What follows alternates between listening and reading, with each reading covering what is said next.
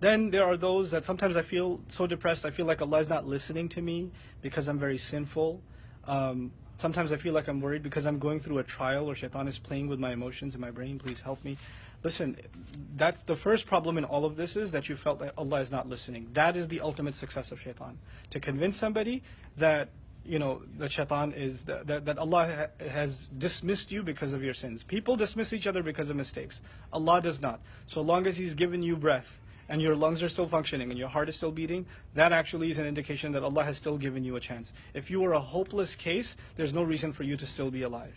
Every human being that's alive today, every single human being has hope that that Allah has not dismissed them, that Allah has not written them off. And so we shouldn't be hopeless with Allah or think because of our sins Allah has stopped listening. Ujibu da'wat ad-da'i idha da'an. I respond to the call of the one who calls whenever they call.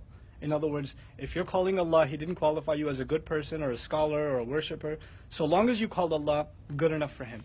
He will respond, inshallah. Download our mobile applications or register on our official website to get access to exclusive content. Links given in description of video.